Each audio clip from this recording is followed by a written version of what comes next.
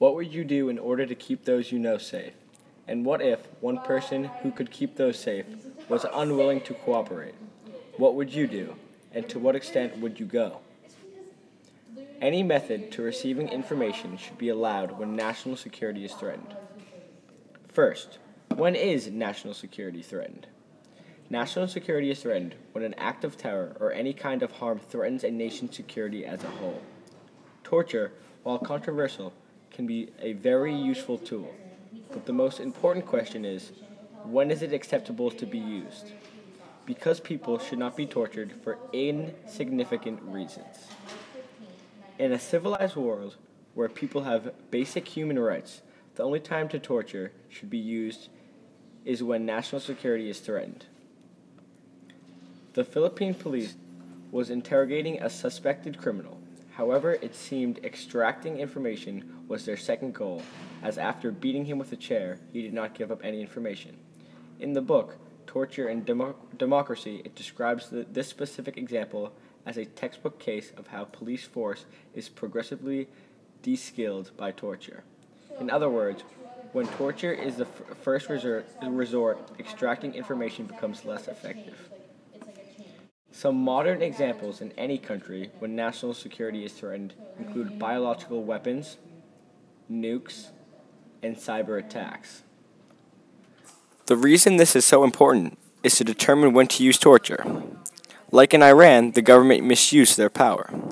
The Iranian government use of these harsh techniques has largely squelched the country's political opposition and independent media.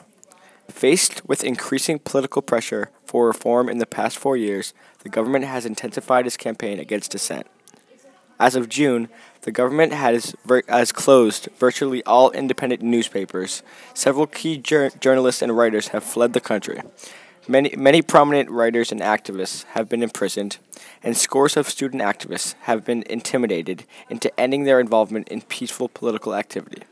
This is an important example because if governments were to use torture, they have to make sure they don't misuse it like in Iran. Now buck up. Is using torture or any means of receiving information worth it?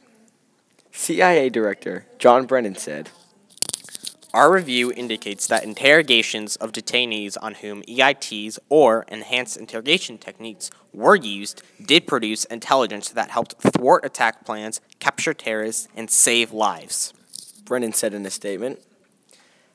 Enhanced methods of painful and violent torture is electroshock. The application of electricity stimulates muscle activity to such an extent that involuntary and painful muscular contractions occur. Longer pulses of electricity produce successfully greater debilitation. For example, a 5-second discharge from a cattle prod can completely immobilize someone for up to 15 minutes. The use of electroshock causes the detainees to be more willing to produce information. However, in some cases, the detainees become more resilient. Rapid building approach works.